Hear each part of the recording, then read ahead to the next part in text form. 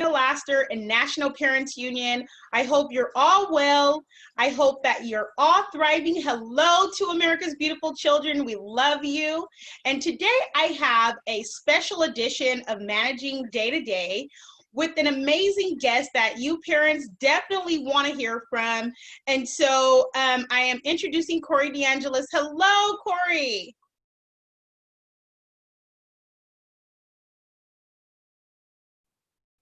Hi. Hey, thank you so much for having me. Thanks for coming. Here at National Parents Union, we like to give on-time, vital, relevant information to our viewers. And I'm so glad that you could join us for this special edition. Can you please tell our viewers who you are and what you do? Yeah, I'm Corey DeAngelis. I'm the Director of School Choice at the Reason Foundation, an adjunct scholar at the Cato Institute, and I'm also Executive Director at the Educational Freedom Institute. These are three think tanks, and it's where I do research on school choice programs. I've been doing research on school choice programs for a long time, whether that's charter schools or private school voucher programs or education savings accounts. And I'm most interested in looking at non-test score outcomes of these types of initiatives because parents care a lot about academic outcomes of their schools, but they care about a lot of other outcomes as well, such as the safety of their children, and then just their overall satisfaction with the school. So I'm interested in these more holistic measures. And I've also, some of my first studies looked at things like the effects of these access to these programs on criminal activity, and then also teenage pregnancies, which are also very interesting things to look at because look, schools don't only shape standardized test scores, they shape a whole host of different outcomes for students. So that's how I kind of got into talking about school choice, was more so at the research side. I did my PhD in education policy at the University of Arkansas's Department of Education Reform under Jay Green and Patrick Wolf, two pretty big school choice researchers. But I still do a lot of the academic research, but I now do a lot of commentary as well in the form of blog posts or opinion pieces. And then I do a lot of discussions like this one today with you, Christina, just talking about and making the case for school choice and just going into the theoretical arguments as to why we should have dollars funding the child instead of the education system itself. Right. And me as a parent, I feel like it's really sad that we have to even make this case, right? That we have to even make this argument. Like, I know when I had my kids, I was in the hospital with them and I didn't see any of these districts or other people there naming them or shaping them into who they're being. And I look at, I want to raise my child to be a well-rounded, contributing adult in society. And I should be able to choose how their education is going to look, right? And I know other parents share this too. Like, this is my child. Why do I have to even argue over making the right choice for their education and their outcomes, right? Well, I mean, it's because there's an ingrained interest in keeping the current system the way that it is, because it funds a huge monopoly system that doesn't want people to be able to vote with their feet and take their children's education dollars with them. So it's this whole power dynamic where families for far too long in the education system have been left out of the conversation. They don't have true power. And I think a lot of that has to do with the funding going to the system instead of going to the actual individual family. And you're right, families shouldn't have to go out and make these cases as to why they should be able to choose their own children's educational settings. Right. The burden of proof should be on the government. If the government wants to prevent families from choosing their children's educations, they should have to come forward and make that case like they do in every other form of law and order, for example. We're all typically innocent until proven guilty with law and order, but with the education system, it's backwards. Everybody, that choice is taken away from low-income families when it comes to education. And I mean, look, we can choose our grocery store, we can choose our automobile, car dealership, we can choose our retailers, we can choose our doctors, we can choose we can choose our mechanics, but we can't choose our schools, which doesn't make any sense. It's this one industry where the consumer or families don't have much power, and I think that's the big problem in the education system. And real quick to put forward that analogy a little more clearly is that, look, in all these other taxpayer-funded initiatives that we have, the dollars go to the families, and families can choose different providers of the service. With food stamps, for example, the money goes to the families, and you can choose Walmart, Trader Joe's, Whole Foods, Harris Teeter, Safeway, wherever you're at. The difference is the families can have that power. With Pell Grants at the higher education level, the money goes to the individual student. The student can choose a public or private university of their choosing. Same thing with pre-K programs. Pre-K dollars go to the family. You can choose public or private. So it shouldn't be any different with K through 12 education. The money should go to the families, and the families should pick this charter school, that charter school, a different public, traditional public school, or private school, or homeschool if they want to do that. And I totally agree, right? And I know that the majority of the viewers and parents that are watching fully agree, right? They understand that they want their children to thrive through education, right? Not to be maneuvered into failure, not to be forced into failure, and for someone else to dictate that, right? I personally, homeschool my two children through a public charter school here in California. However, my grandson attends a traditional district school, okay? I chose that. I don't want to be forced or maneuvered into having to subscribe to a school that I don't feel like my children are going to be served well, right? I'm looking at their modality of learning, how they learn. My son, he's a kinesthetic learner. And I know that the local school can't support, the amount of breaks he's going to need, what he needs kinesthetically to be moving while he's learning, and different things like that. And so I say, you know what? I can do it, and I'm willing to do that, but getting the funding for us to do that is a whole nother story. And the burden of proof should be on the government-run schools, right? How are you guys producing measurable outcomes? You're getting tons of funding.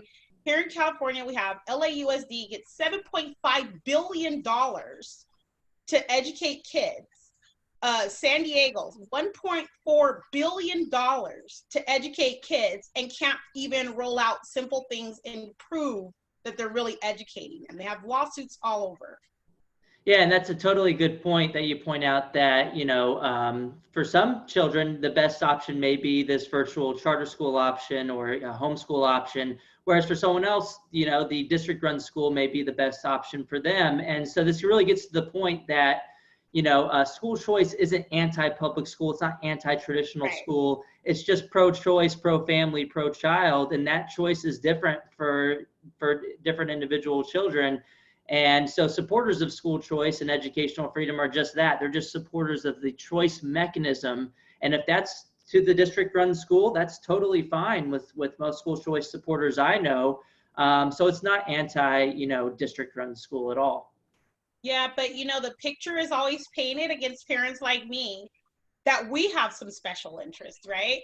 And I'm like, yeah, my kid, right? That's my interest, is my child thriving and being educated. And I don't want them to just receive the basic education that you are providing. I want my child to have wisdom, knowledge, understanding, mastery of some skills, right? And if I can't find that in any of your programs, I want to be able to provide that for my kid. And where I live shouldn't dictate that. So talk about that a little bit. Zip codes.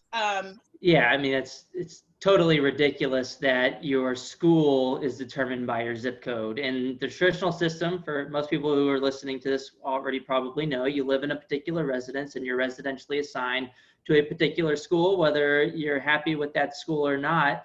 That's where your child's education is supposed to go. And if you want to opt out of that, it's highly costly, because you have to move to another house in another neighborhood if you want to get access to a better school in most systems. Or if you want to go to a private school or some other type of option, a lot of times you got to pay out of pocket to cover those expenses, which doesn't make a lot of sense. And just imagine if you were residentially assigned to a government-run grocery store, everybody would see that would be pretty ridiculous. And the same thing with higher education. Just imagine if you had to go to your nearest, you were residentially assigned to a community college, and if you wanted to take your Pell Grant dollars elsewhere, they'd say, you're not allowed to do that. That doesn't make any sense. I mean, yeah, just imagine if you were residentially assigned to your nearest Walmart even. Why should you have to spend your food stamp dollars or any other type of dollars at that particular location? The problem that results from that is it creates an entrenched geographic monopoly that doesn't have a lot of incentives to cater to the needs of the individual families. If Walmart knew, and I like Walmart, but if Walmart knew for whatever reason in this system that they could get your money regardless of whether they provided you any groceries each week, they probably wouldn't do a really good job at meeting your needs. So similarly, with the system where the zip code determines the school, it obviously results in a lot of inequities for sure, but then it also results in this weird incentive structure that, if they don't have a strong incentive to keep, to serve customers in the best way and serve families and to provide an adequate education, it shouldn't surprise us when they are consistently not providing that adequate education to families. And so I think that's one of the big problems with the school system. If we just allowed families to choose and didn't have these weird district boundaries where you're assigned to schools, that would do a lot of good to improving the education system. And my preferred policy is something I've kind of coined the term recently, universal basic education income. The same idea behind universal basic income, but instead of that money following the system, regardless of whether you're happy with that school or not, regardless of whether your child even attends that school, have the money go to the family instead, and let them pick to go to that district-run school if they want, but also allow them to take those dollars to the homeschool setting or a charter school or private school, or even a micro school, which is a new thing that a lot of people are talking about, where families are getting together in groups of 5 to 10 students because they're seeing that their schools aren't going to reopen in the fall. I think Los Angeles and San Diego and maybe even the San Francisco area, I think you're based in California, have already kind of put out saying that they're not going to reopen for in-person learning. So some families may need some other option like a micro school. And a lot of outlets are pointing out that this can lead to inequities because the most well-off or the most, the families who have more income are more able to afford these micro school options. Well, a good way to fix that is to allow the money to follow the child. Yes. You can have, we spend $15,400 per child per year in the U.S., around that amount in California as well. If you got 10 students together in a household, call it a micro school, it's $150,000 in revenues. Let's say only 2/3 of that went to the teacher. That's still, $100,000 in revenues going to the teacher. And they'd also only have about 10 students that they'd have to guide each day in this kind of setting. So I think that's a good alternative to the homeschool option. If for whatever reason your work environment doesn't work out with the homeschooling, or you're a single parent household and you can't work from home, this kind of outsources that process of homeschooling. It's kind of the idea of the one-room schoolhouse, and so you can get that one-on-one attention, or individualized attention for the child. You can get more autonomy for the teacher, a smaller class size for the teacher. In California, it's like 20 to 40 students per class, depending on about 25. Yeah. Mm-hmm. And so you can have like less than half the class size, and you can, if you set it up right, have a higher salary. So, and Corey, in the homeschool world, prior to this pandemic crisis, we called that co-oping, right? We had a co-op. We're working together collectively as parents, sharing our skills, talents, and abilities. If you can teach art, hey, let's set something up, right? But just having the ability to do that. And now, after all of this mess, and I'm seeing how parents are getting, in trouble because they're lying about where they live. Talk about zip codes, right? Just so their kid will be somewhere better than what they're offered in their local community. I'm seeing this whole thing, just like, I feel like, do we have to be on the Underground Railroad just to educate our children? This is one of the reasons I don't like the term public school when it comes to the traditional system, because look, if families are going to jail just trying to access a better education for their children, that's not a public option. Public means it's open to everybody, but these schools discriminate based on zip code, which is sometimes a proxy for how advantaged your family is. If you're in a more expensive neighborhood, perhaps you can buy your way into a better district-run school. I like to call them district-run schools because it's a more accurate term than public, because look, they're not open to the public. Charters in a sense are more public than traditional public schools. Agreed. In the sense that they must in general take all children that apply and use a random lottery if they're oversubscribed. So in that sense, I think charters are actually more public than the district-run schools.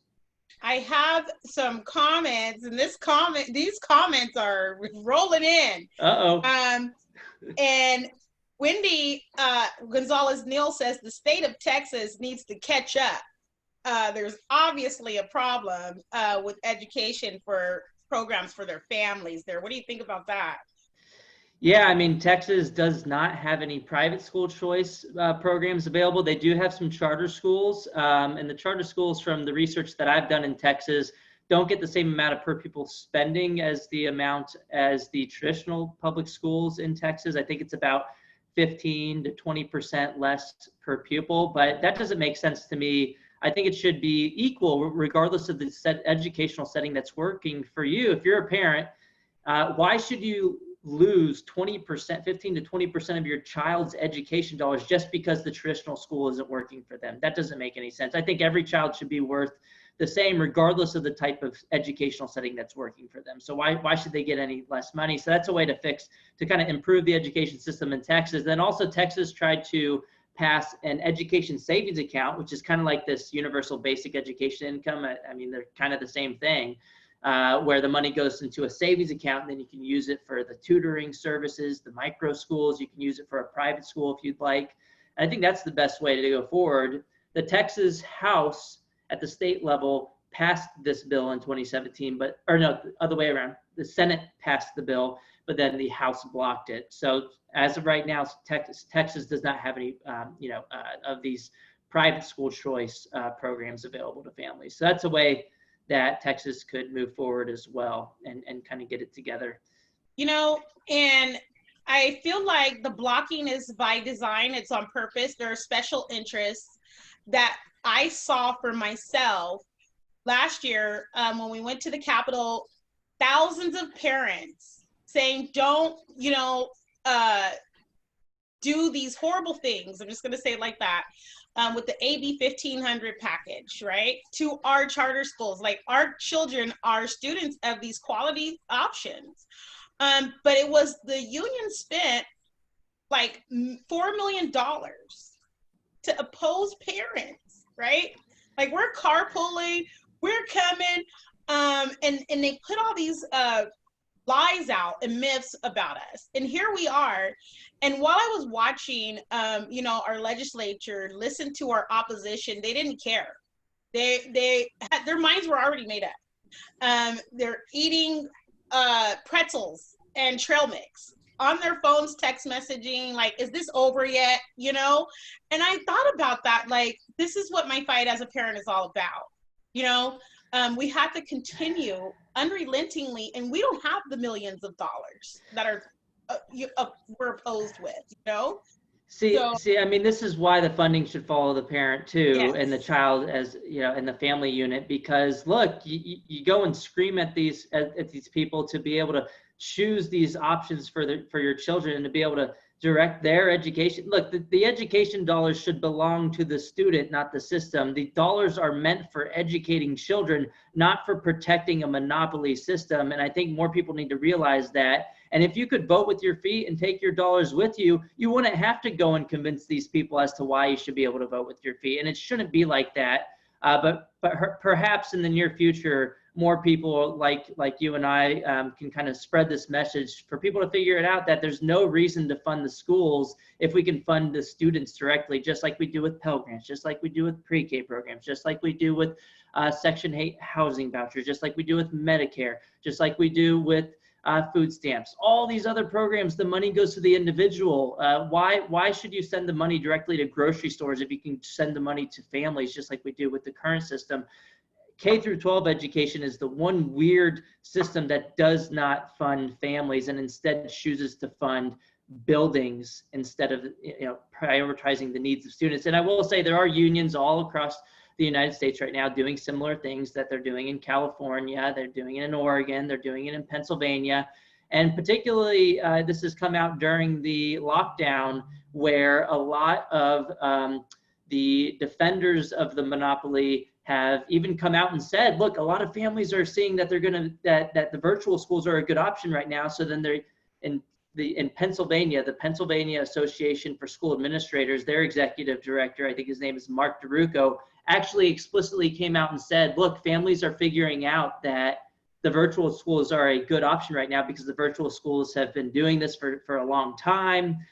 We are just now trying to figure out in the district system how to do this. We're not doing a really good job.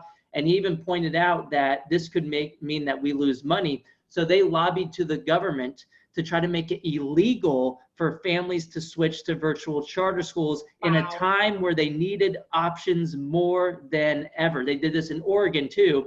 In Pennsylvania, they weren't successful, but they were close. They did exactly the same thing they did in California, where they didn't make it illegal to switch, but they made it so that the money doesn't follow the child, to where it's just not feasible for the charter schools to serve more children if they're not getting the money for doing so. It's essentially punishing charters for doing the right thing. Just like in California, in Oregon, they actually were able to successfully lobby to actually make it illegal to switch to virtual charters in the state. And so we've seen this everywhere, and it's all about protecting the monopoly. And look, I'm not saying I would do anything different if I was in their shoes. Like for most businesses, this is what businesses do, right? They try to keep as much money as they can, and they try to keep customers from having alternative options. We see this in other forms of industries. And we're seeing this in education with the unions lobbying to prevent their customers, essentially families, because the money is attached to the child, from leaving their system because they want to keep all of the revenues for those children. What's the best way to do that? Well, one, you can make it illegal to leave, or two, you can just make it so that the money doesn't leave your school, even if the child leaves the school. So it makes sense from a competitive standpoint and from a rent-seeking standpoint, but it doesn't make sense if your goal is to benefit children and families, which that should be our priority here. It shouldn't be about protecting a monopoly. Right, and definitely not really looking at using my kid or my grandkids to protect pensions. Like, look, the worker's worthy of his wages, we get it. But while you're not showing results, then I should have the choice to choose something that will produce results, right? And, really, and there's another question about, are there states where the money is currently following the parents for the education of the child? I know that Arizona has, and I think Florida, there's like 6. So what does that look like right now during this? Yeah, so there, about half of the states in the U.S. and the District of Columbia have some type of private school choice mechanism, either in the form of a voucher, where you could take the money comes in the form of the voucher, you can spend it on private school tuition and fees. But there are only like 5 states that have education savings accounts, kind of this universal basic education income, where I think is the future of education. I think that's the kind of school choice that families should have, to just fund the families, not fund the system. But all of these programs, including the ones that you alluded to in Florida and Arizona, they're pretty small in that there's not a ton of students using these. But I'd say more states should follow the model of Arizona and Florida, where the money goes into it instead of a voucher. It goes into a savings account, and then you can use it all on private school tuition and fees if you want, but you could still stay in your public school, or you could do a micro school thing, or you can use it for covering the cost of homeschooling your own children.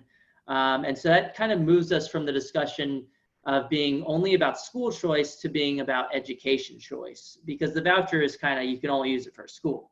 But with education savings accounts, you can use the dollars for any form of approved education services. So for example, you can't use the money to go out and buy a big screen TV, for example. Right. It has to be, that's why it's not just universal basic income, it's universal basic education income. The E is in there for a reason. And it's to make sure that the spending is held accountable towards education expenditures and not just any old expenditure that you'd like. I'm really, as a parent and a grandparent and an education advocate, high quality education. I'm offended at the thought that special interests in the government actually believes that they're smarter than me when it comes to my own kid, right? Yeah, I mean, you have way more information about the needs of your own children. A lot of these people who are voting on these things don't even know the name of your children. They don't even know if you have children or how many children you have or their ages. So how are they going to be able to decide what's best for your children if they don't have all that information? You on the ground as a parent you're just closer and in better position to make these decisions than bureaucrats and politicians and special interests. And you just have a better incentive of getting it right too. No one cares about your children more than you do. Right. So it's about information, but it's also about incentives here. And parents just are in much better position incentive-wise to make the right decisions when it comes to education. And look, I mean, yeah, it doesn't take an education expert to be able to choose schools. Look, you can look up the rating systems. Everybody kind of has the heuristic kind of knowledge about what are the good schools, what are the bad schools, and you don't have to be an educator yourself to be able to choose good schools. For example, and same thing with restaurants, you don't have to be a Michelin star authorizer to be able to figure out what the best restaurants are. You don't need to be a butcher to be able to go out and pick meats from the grocery store. You don't have to be a mechanic to be able to go to the car dealership and pick your schools or automobiles when you're shopping for cars. And so, look, there's other ways of figuring out this information. You can consult experts, for example, to figure these things out, but it doesn't mean you have to be the actual expert yourself. But regardless, I would say parents are the expert when it comes to educational services for their own kids. And the two reasons is incentives and information, that parents are just in way better position for both of those things. Totally agree. I totally agree. And the opposition is fierce. Over the weekend, finding out that there's this whole big, what I would call evil alliance, right? Coming out with what they demand as an equity, and saying that it's linked to COVID safety in school open. I'm like, this in the moratorium on choice that they are demanding. And I've seen this happening all across the nation. How is a moratorium on parents being able to choose a quality option, another school, a threat during COVID? I mean, it's just.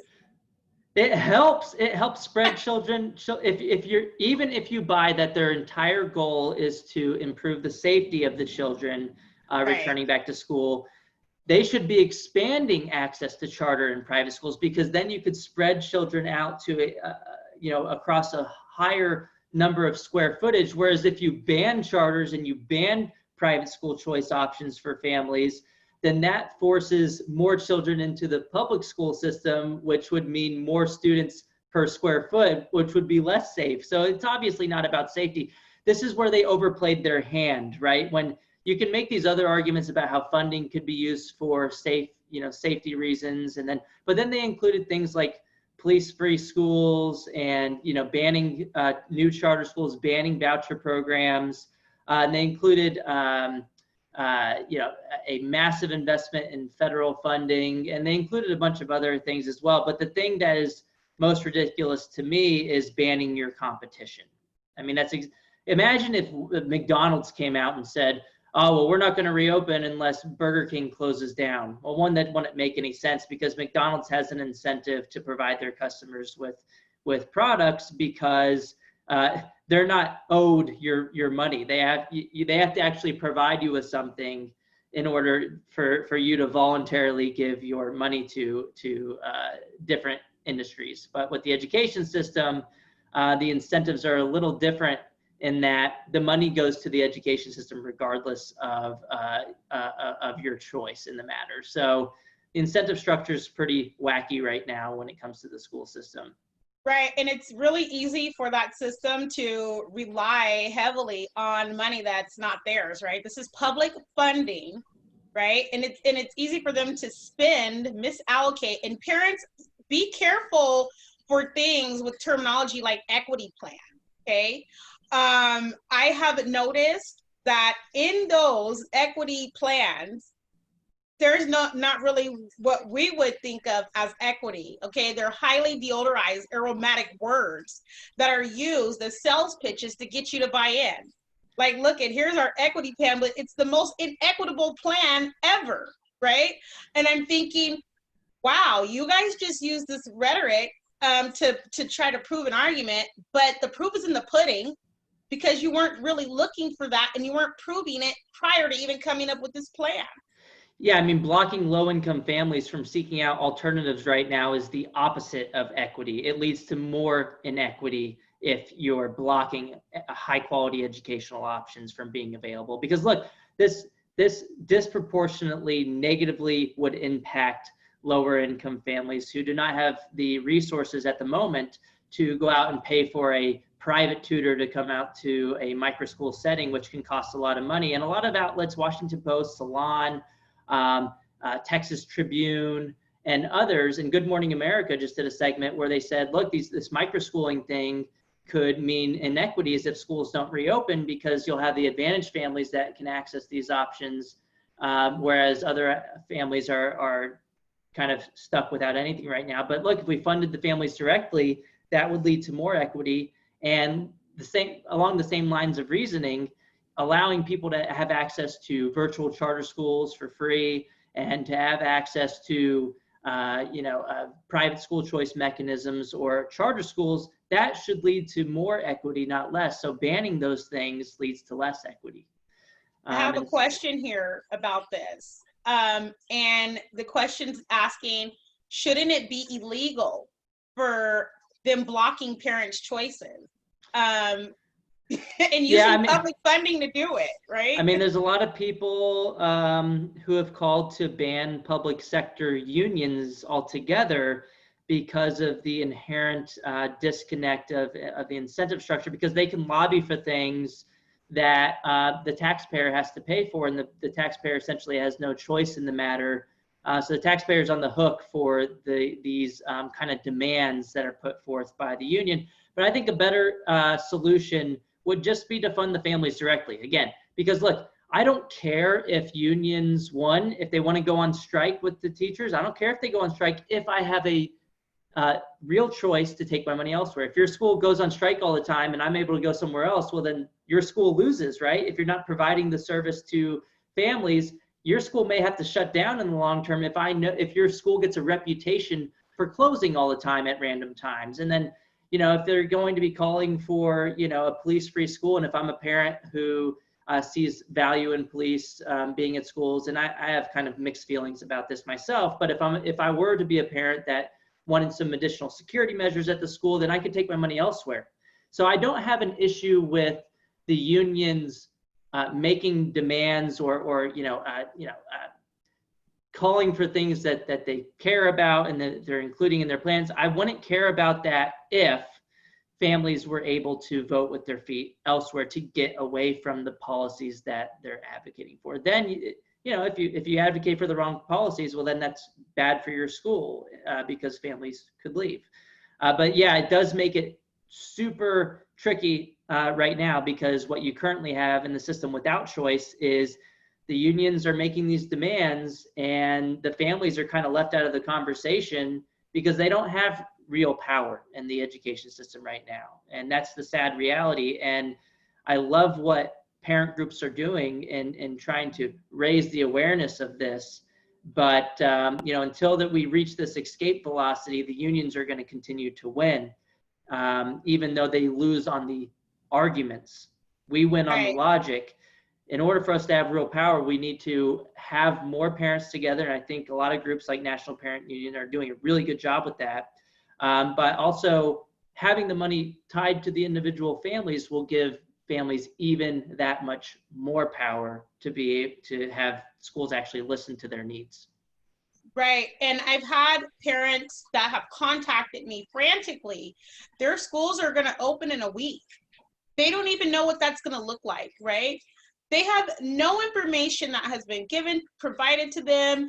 And I'm like looking at, where's the accountability over the money that you receive to educate children within the 1920 school year, when the plans were rolled out during, school closures. They were not really good plans. A lot of parents didn't have access to the technology.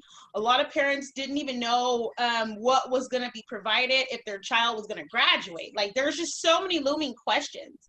And so parents, I need you to understand that if the education system which you are subscribing to can't tell you how they're going to educate your child, that's a red flag. Okay. And we talk about voting with your feet, and even if you don't have the funding, you still don't have to subscribe. There's so much out there in this technological age that is shared information in different ways, even private school affidavits, just so that you can take control over your child's education, right? Don't leave it in the hands of people that don't even answer to how they're going to educate your child. And so I say this with all earnestness. Really be thinking about how we can take control of our children's education, and at the same time be fighting for the funding to follow the child. You can do both, right? You don't have to continue to keep your child to subscribe to places, schools, districts that are not adequately educating them, and fight for the funding to follow the child. And so talk about what that would look like. Yeah, that's a super good point, that even if the funding doesn't follow the child in the form of an education savings account or voucher, you can still do a lot to incentivize the school system to listen to you. And one of the ways to do that is to homeschool your children. And look, it may not be feasible to everyone, but for some families, you may figure out a way to do it. There are a lot of free online resources available to families.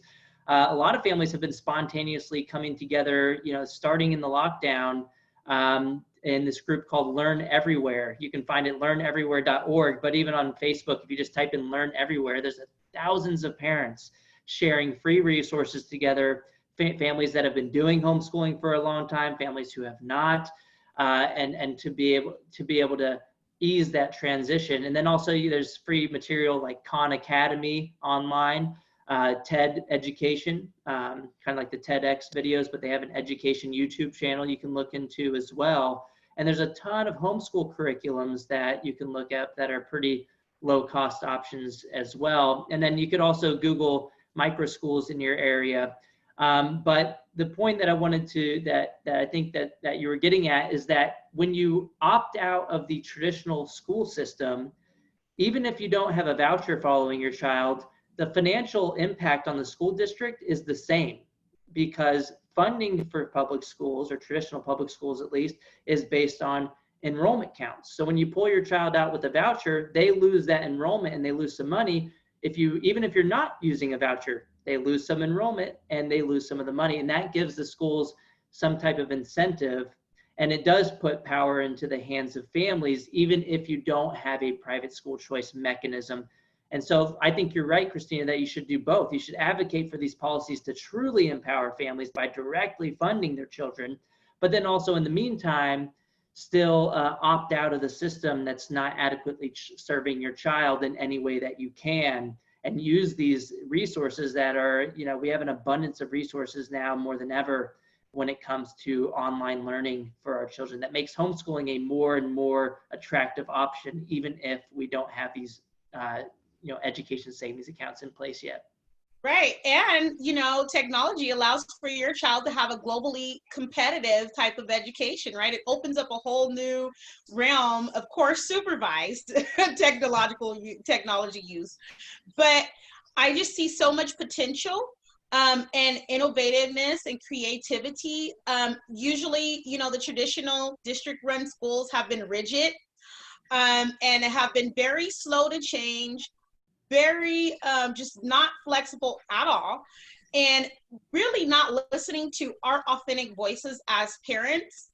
And the thing that I'm about to say may be uncomfortable for some of you, but it's the truth and you need to hear it. This is like the parent gospel, okay?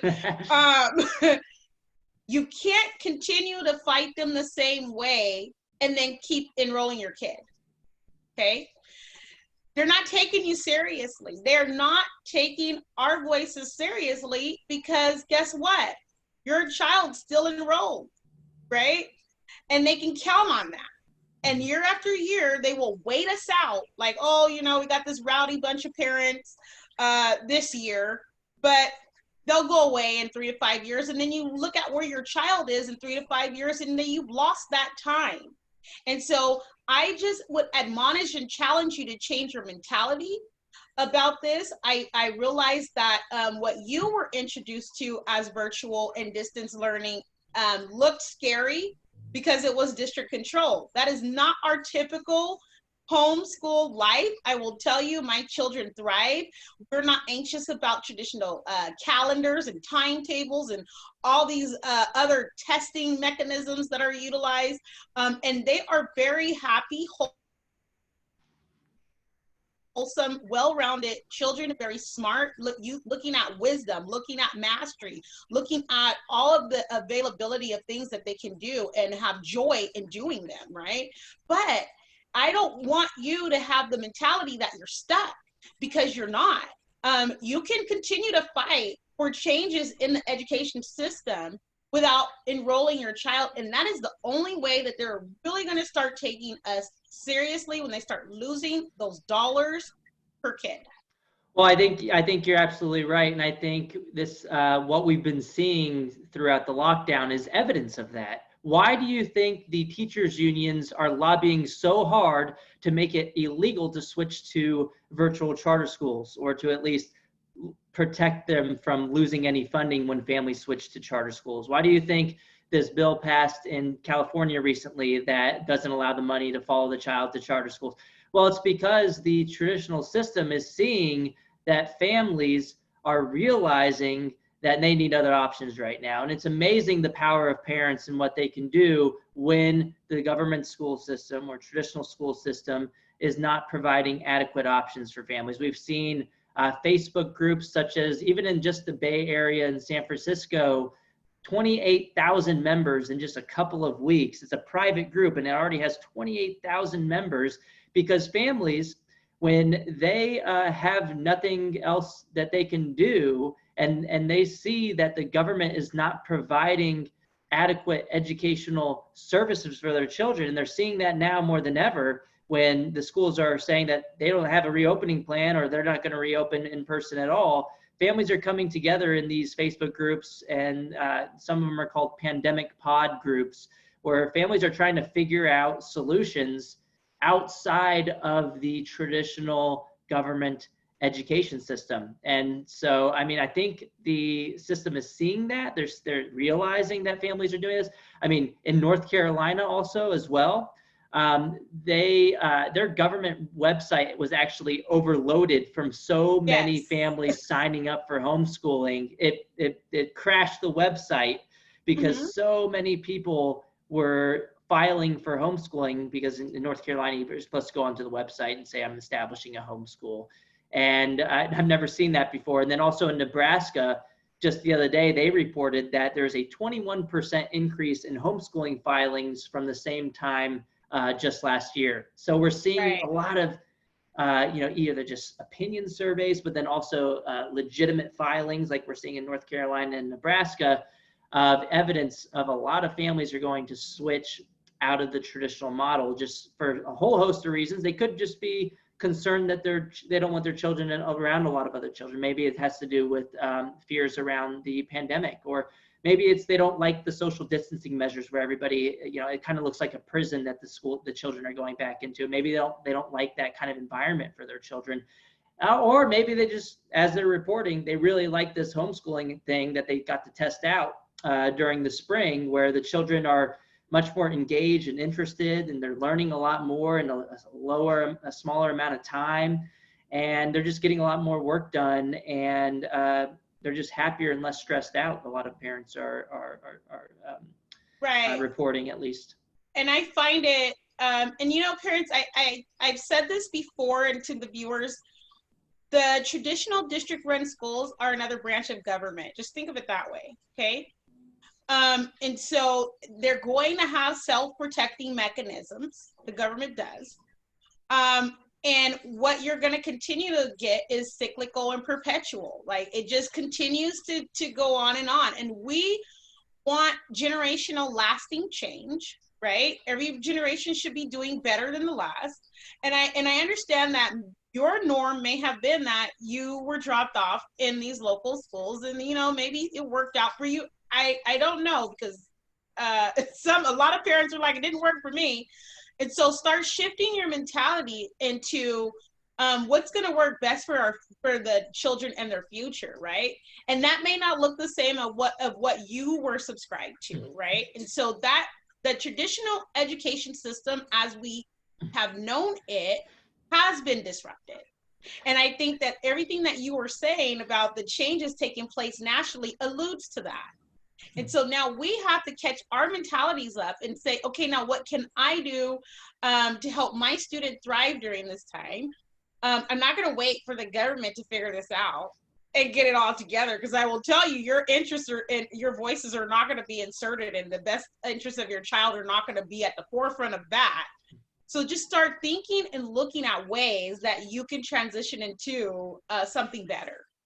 Yeah, I will say I did go to government-run schools all through my K through 12 experience, but I did get the chance to go to a magnet school, which is still, a district-run school, which is kind of what opened my eyes to not having to be residentially assigned to a school and how that could actually benefit families and communities. But look, I mean, I think most people would think it would be ridiculous for the government to run grocery stores. Similarly, I think we should start thinking about how government runs our schools in the education system. And look, the government regulates the schools, they run the schools directly, the government funds the schools, the government compels us through compulsory education laws to usually to attend these schools through compulsory schooling laws. So there's a lot of government involvement, but I do want to hit on a devil's advocate question that I often get about homeschooling. Is a lot of people say, well, how am I supposed to homeschool, and what will happen to the socialization of my child? And I want them to be a well-rounded citizen. I want them to be get along with others. And to which I respond a couple of different ways. One is that school isn't the only place where you can receive socialization and proper socialization. You can do so through community activities, going to theaters, going to museums, going to concerts with your family, enrolling in sports programs. Club sports are available. And then also, you can do these micro-schooling options as well, and homeschool co-op options where you have your children interact with other children as well. And I will say, not all socialization is positive in the government school system either. Yes. There's a lot of bullying, right. A lot of bullying, gang activities, drug activities, which I experienced in my middle school, in the government-run school that I was residentially assigned to in Texas. And so it's not all positive interactions. So maybe it's a good thing that homeschoolers get to miss out on a lot of these forms of socialization.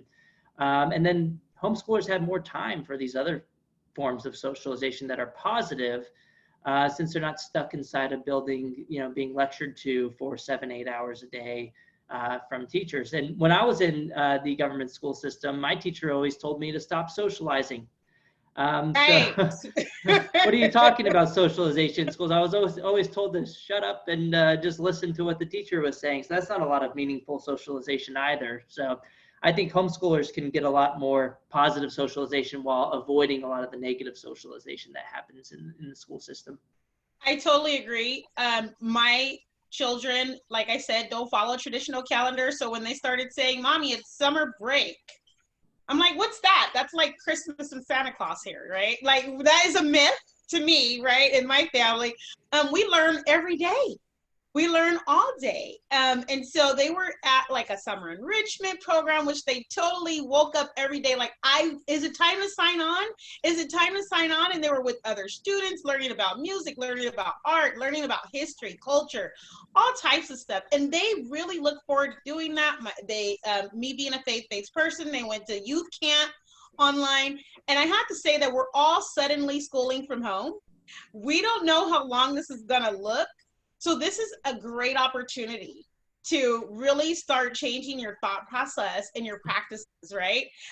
There's this anticipation that schools are going to reopen and they're going to look the same, but they're not. I do not see that ever happening again. And so we have to catch up, parents and families, with our mentality about choosing what's best for our students. What would you give as a solution like that parents can immediately, what can they do right now? Like, a lot of parents are looking for something to just grab onto for this upcoming year.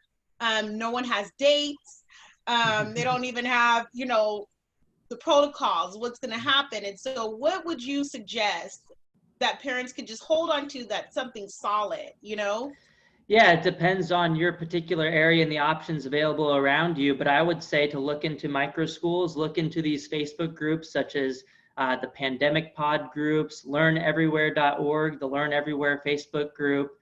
I would say to check out and see if there's any virtual charter schools in your state. And a lot of states do have access to virtual charter schools. So look up those options as well, because virtual charter schools have been doing this for a very long time and doing so successfully. So whereas the traditional schools are kind of scrambling still and trying to figure out how to do this successfully, the virtual schools have already been doing this. So I would say to look at those virtual charter schools as well.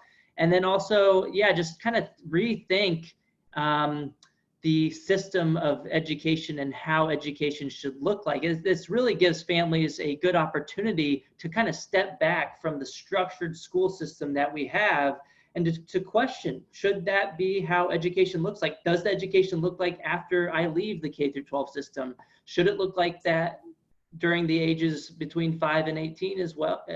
How should it look? So I would just recommend for families to take a look back and reimagine what education would look like, and to kind of rethink this whole factory model of schooling, because look, we have so much access to information at our fingertips. We have so many different ways of positively and properly socializing with other individuals in society that, this really should have parents right now questioning the legitimacy of the factory model K through 12 school system that we have in the United States today. I would mostly encourage rethinking the system, but then also, go check out these alternatives at your fingertips. Learneverywhere.org, micro schools in your area, and virtual charter schools would be all great things to do at this time.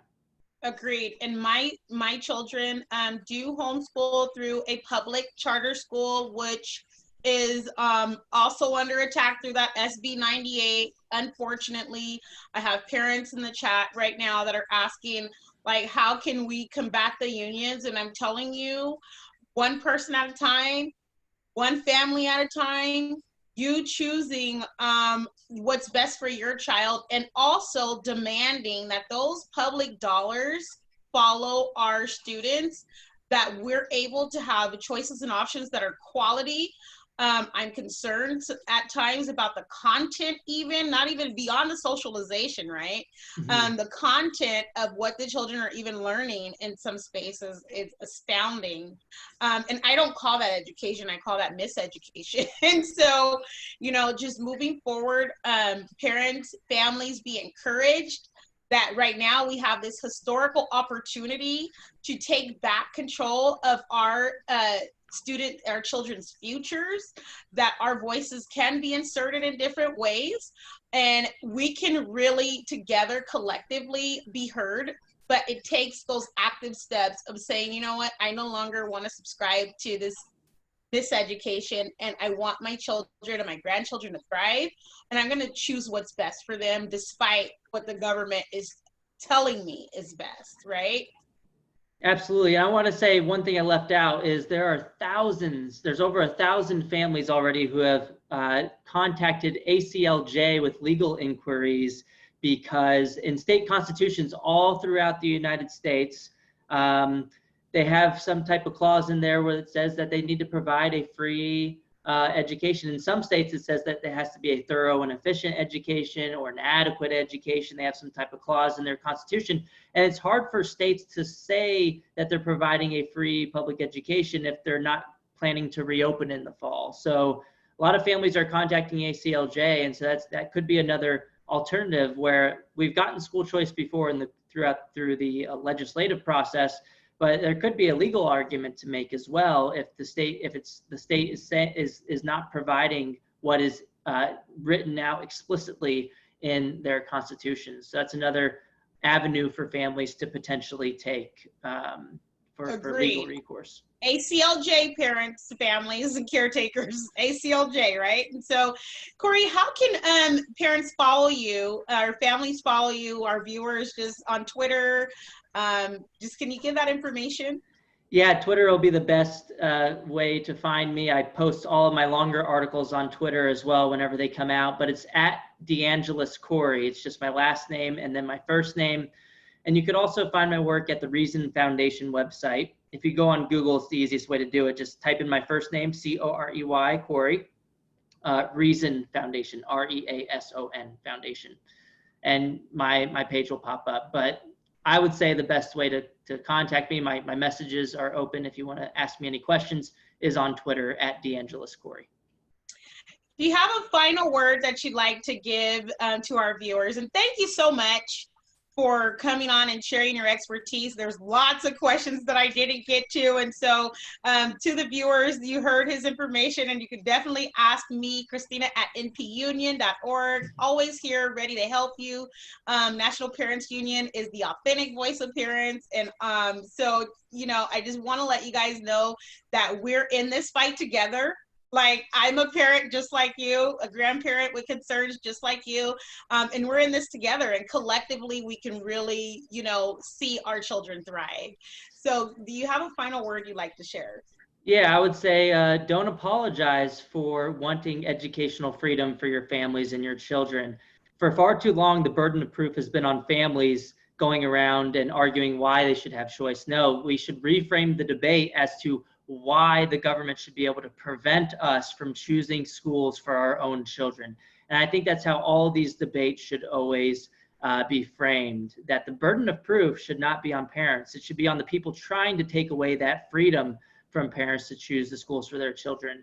And look, the main point I want to point out is that the funding should follow the child, just like we do with all of these other taxpayer funded initiatives. There's no reason to fund students instead of systems. And for anyone who wants to argue otherwise, they should have to make that argument if they would like to. But the problem is for them, there aren't any logical arguments to fund the system instead of the student. So thank you again for having me. Thank you so much. And you all, thank you for watching. This has been a very great special edition with Corey. We just are so appreciative. You've been watching Managing Day to Day with me, Christina Laster, and National Parents Union. I hope you're all well. I hope that you all thrive. Goodbye, America's beautiful children. We love you as always, and we will see you again on Managing Day to Day, but you can check out other videos throughout the day, live sessions. And so we'll see you again soon. Goodbye.